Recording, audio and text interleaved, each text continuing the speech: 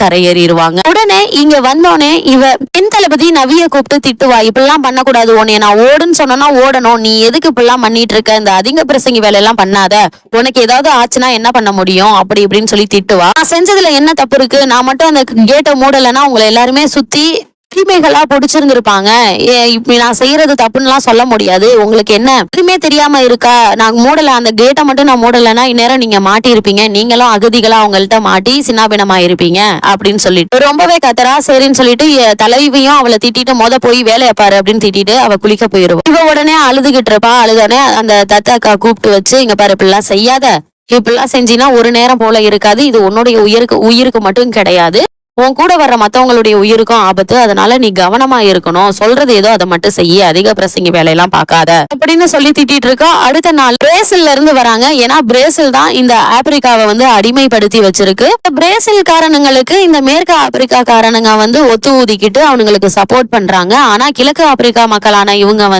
அவங்களுக்கு சப்போர்ட் பண்ணல, அவங்களுக்கு கப்பம் கட்ட முடியாது, உங்களுக்கு கீழே நாங்க இருக்க மாட்டோம், நாங்க தனி சுதந்திர நாடா இருக்கணும்னு சொல்லிட்டு சொல்லுவாங்க. சரின்னு சொல்லிட்டு இந்த பிரேசில்ல இருந்து வந்திருக்க ஒரு இளம் தளபதி கப்பம் கட்ட வருவான். சண்டைக்கு போகும்போது அவங்கள இவங்க பாத்திருப்பாங்க. அதுல மாலிக்னு ஒருத்தன் இருப்பான், அதாவது பிரேசிலுடைய தளபதியோட ஃப்ரெண்டு மாலிக்.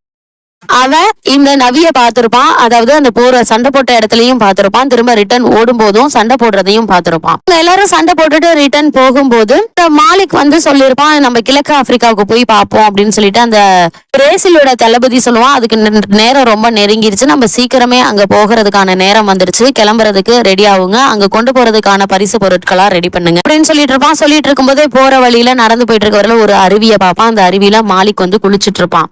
அந்த இடத்துல நவியும் போயிருப்பா. ஏன்னா இந்த இரண்டு இடத்துக்குமே நடுவுல இருக்கிறது ஒரு காடு மட்டும்தான். அந்த காட்டை தாண்டி தான் அந்த மேற்கு ஆப்பிரிக்காவா இருக்கட்டும், கிழக்கு ஆப்பிரிக்காவா இருக்கட்டும், இங்கிட்டு போறதுனாலும் அந்த காட்டை தாண்டி தான் போகணும், அங்கிட்டு இருந்து இங்க வரதுனாலும் அந்த காட்டை தாண்டி தான் வரணும். போயிட்டு இருக்கும்போது மாலிக் அந்த அருவியில குளிச்சுட்டு இருப்பான். அந்த வழியா இந்த பொண்ணு போயிட்டு இருப்பா. போகும்போது ஏதோ சத்தம் கேக்குதே அப்படின்னு சொல்லி பார்க்கும்போது அவன் குளிச்சுட்டு இருக்கும்போது அவனுடைய ட்ரெஸ் இவ தூக்கிட்டு போயிருவா. தூக்கிட்டு போனோடனே மாலிக் குளிச்சுட்டு வெளியில பார்த்தா அந்த ட்ரெஸ் இருக்காது. உடனே யார் என்னுடைய ட்ரெஸ்ஸை எடுத்துட்டு போனது, கொண்டு கொடுங்க அப்படின்னு சொல்லுவான். உடனே அவ நவி ட்ரெஸ் எடுத்துட்டு வருவா. அடிமைகளா நீங்க எங்க நாட்டை அடிமைப்படுத்தி வச்சிருக்கீங்க, வெள்ளக்காரங்களா நீங்க உடனே இந்த நாட்டை விட்டு போகணும், இல்லைன்னா உங்களையும் நாங்க இது மாதிரி கொன்னுருவோம் அப்படின்னு சொல்லி மிரட்டுவா. மிரட்டிட்டு இருக்கும் போதே அவன் கழுத்துல ஒரு டாலர் போட்டிருப்பான், அதாவது ஜீசஸ் டாலர் போட்டிருப்பான். அந்த டாலரை எடுத்து வித்தியாசமா எடுத்து பார்த்துட்டு இருப்பான். உடனே அந்த டாலரை கழட்டி அவள்கிட்ட கொடுத்துருவான். உடனே இவளும் இந்த ட்ரெஸ்ஸை கீழே போட்டுட்டு வேற ஒருத்தன், அதாவது அந்த தளபதி வர்ற சவுண்டு கேட்டோன்னே யாரோ வராங்கன்னு சொல்லிட்டு ஓடி போயிருவான். ரவி ஓடிடுவான். அன்னைக்கு ஈவினிங் அங்க ஒரு அரண்மனையில உன்னை நாங்க பார்க்க வரோம் அப்படின்னு சொல்லி அந்த மாலிக் சொல்லியிருப்பான். முடிஞ்ச வர பாரு அப்படின்னு சொல்லிட்டு நவி சொல்லியிருப்பா. சவுண்ட் கேட்கவுமே ஓடிடுவாளா. ஓடுனதுக்கு அப்புறமேட்டு அடுத்த நாள் பரிசு பொருட்களோட இந்த பிரேசிலோடைய தளபதி கிழக்கு ஆப்பிரிக்கா மன்னனை பார்க்க போயிருப்பான். அங்கதான் இங்க நவி போராளியா இருப்பான். அன்னைக்கு என்ன நடக்குதுன்னா எல்லாருமே கூப்பிட்டு எல்லாம் பேசிட்டு இருக்கும் போது, நீ யாருப்பா புதுசா இருக்க அப்படின்னு சொல்லி கேட்டோம். என்னுடைய அம்மாவும், அதாவது மாலிக்குடைய அம்மாவும் இந்த கிழக்கு ஆப்பிரிக்காவுடைய ஒரு பெண் தான். என்னுடைய தாய் நாடு, அதாவது எங்க அம்மாவுடைய நாடு இதுதான். ஆனா எங்க அம்மாவை அடிமைப்படுத்தி கொண்டு போனதுல எங்க அப்பா அந்த காசு கொடுத்து எங்க அம்மாவை வாங்கிட்டு போயிட்டாங்க. அங்க ஒரு பிரேசில்காரருக்கும் எங்க அம்மாவுக்கும் பிறந்தவ தான் நானு. எங்க அம்மா இந்த ஊரை பத்தி நிறைய சொல்லியிருக்காங்க, இந்த நாட்டை பத்தி. என் தாய் நாட்டை பத்தி தெரிஞ்சுக்கிறதுக்காக தான் நான் இங்க வந்திருக்கேன் அப்படின்னு சொன்னேன். அப்படியா, நம்ம நாட்டு பையனா நீ, இந்த இடத்துல தாய் நாடு தான் இது உனக்கு, அதனால அம்மா கிட்ட இருக்கிற அரவணைப்பு உனக்கு இருக்கும், அதனால நீ எப்போதும் போல இங்க வரலாம் போலாம், உனக்கு முழு சுதந்திரமும் இருக்கு அப்படின்னு சொல்லிட்டு மாலிக் கிட்ட சொல்லிடுறாங்க. அன்னைக்கு அந்த அரண்மனையில என்ன நடக்குதுன்னா, பெண் போராளிகள், அதாவது இளம் வயது பெண் போராளிகள் புதுசா சேர்ந்தாங்க இல்லையா, அவங்களுக்கான டெஸ்ட். இதுல அவங்க அந்த டெஸ்ட்ல பாஸ் ஆனா மட்டும்தான் அவங்க போராளியா எடுத்துக்கப்படும், இல்லைன்னா அவங்க திரும்பவும் வீட்டுக்கு அனுப்பப்பட்டுருவாங்க. அதுக்கான டெஸ்ட் நடக்குது. அதுல என்ன பண்ணிருப்பாங்கன்னா, ஃபர்ஸ்ட் நிறைய முட்களை போட்டு அந்த முட்களை தாண்டி வெளியில வரணும். அதை தாண்டி ஒரு 15-16 அடி உயரத்துல மூங்கில் கட்டி வச்சிருப்பாங்க. அந்த மூங்கில்ல ஏறி அடுத்த சைடு இறங்கி அங்க ஆண் போராளிகள் நிறைய பேர் இருப்பாங்க. அவங்க கிட்ட சண்டை போட்டு யார் வர்றாங்களோ அவங்கதான் வெற்றியாளர். அப்படி வரவங்க எல்லாருமே வெற்றியாளர். முதல்ல வரவங்களுக்கு முன்னுரிமை அப்படிங்கிற மாதிரி இருக்கும். நவி தான் ஃபர்ஸ்ட் இந்த முள்ளுக்குள்ள பூந்து வேக வேகமா வெளியே வருவா. திரும்பி பார்த்தா அவளுடைய ஃப்ரெண்ட் ஒருத்தி வரமாட்டா, உள்ளேயே மாட்டிக்குவா. உடனே என்ன பண்ணுவானா, திரும்ப ரிட்டன் அந்த முள்ளுக்குள்ள போய் அவளுடைய ஃப்ரெண்டையும் வெளியில கூட்டிட்டு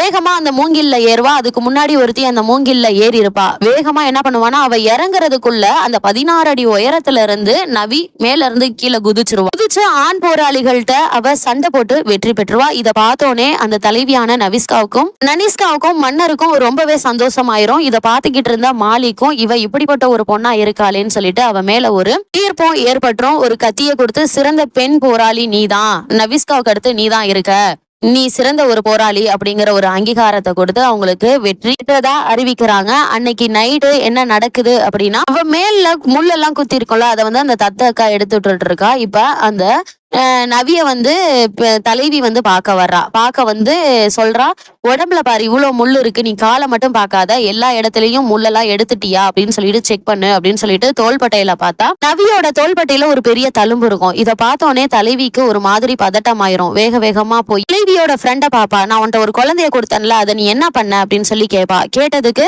நான் தான் சொன்னேனே, அங்க போயிட்டு இருந்த வழிபோக்கர்கள் கிட்ட அந்த குழந்தைய நான் கொடுத்துட்டேன், அது தவிர எனக்கு வேற எதுவுமே தெரியாது, எங்க இருக்கான்னு கூட தெரியாது. நீ என்ன நினைச்சிட்டு இருக்க, நவி தான் உன்னுடைய பொண்ணுன்னு நினைச்சிட்டு இருக்கியா? நிச்சயமா கிடையாது, நவி உன்னுடைய பொண்ணு இல்ல, தேவையில்லாம மனசை போட்டு குழப்பிக்காத, உன் குழந்தை இங்க கிடையாது அப்படின்னு சொல்றா. இருந்தாலும் தலைவிக்கு என்ன செய்யறதுன்னே தெரியல, பதட்டத்திலேயே அழுதுகிட்டு இருக்கிறா.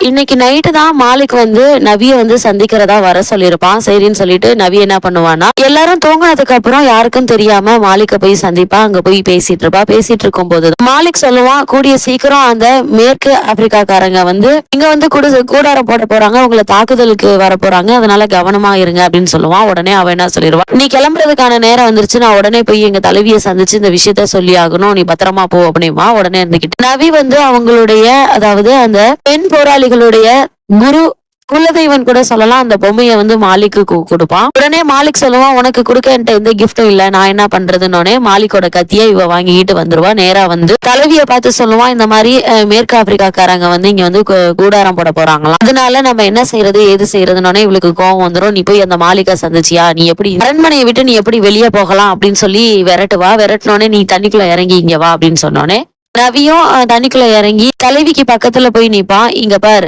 இந்த தழும்பு எப்படி வந்துச்சுன்னு உனக்கு தெரியுமா அப்படின்னு சொல்லி கேட்பா. இல்ல எனக்கு தெரியாது, இது சாத்தானோட தழும்புன்னு சொல்லிட்டு எங்க அப்பா சொல்லி இருக்கிறாரு, நான் பிறந்ததுல இருந்தே இந்த தழும்பு இருந்துச்சாமா அப்படின்னு சொல்லி சொல்லுவான். உடனே இருந்துகிட்டு அப்பதான் வந்து அந்த தலைவி வந்து நவி கிட்ட வந்து நடந்த உண்மையெல்லாம் சொல்லுவான். என்ன நடந்திருக்கும் அப்படின்னா, தலைவிக்கும் அந்த மேற்கு ஆப்பிரிக்காக்காரனுடைய தளபதி இருக்கான் இல்லையா, ஒரு போர்ல வந்துட்டு இவளை, அதாவது இந்த தலைவியை வந்து கைதிகளா புடிச்சிட்டு போயிருவாங்க. புடிச்சிட்டு போனதுல அந்த மேற்கு ஆப்பிரிக்காக்காரனுடைய தளபதி வந்து இவளை பலமுறை கற்பழிச்சிருப்பான். அந்த சம்பவத்துல உருவானவதான் நவி. ஒரு கட்டத்துல இவ வந்து கன்சீவ் ஆயிருவா. எப்படியாவது தப்பிச்சாகணும்னு சொல்லிட்டு ஒரு கட்டத்துல தப்பிச்சு வரும்போது இவளுக்கு வந்து லேபர் பெயின் வந்துரும். காட்டு வழியில அவளை வந்து பர்த் பண்ணிட்டு, அதாவது குழந்தைய பிறக்க வச்சு இவதான் அப்படின்னு அடையாளம் தெரியறதுக்காண்டி அவளுடைய முதுகு புறத்துல, அதாவது அவளுடைய குழந்தையோட முதுகு புறத்துல ஒரு சின்ன கீரல் மாதிரி போட்டு அவ கழுத்துல கட்டியிருந்த ஒரு திமிங்கலத்தோட பல்ல வந்து அவளுடைய முதுகுக்குள்ள வச்சு அப்படியே மூடி வச்சிருவா.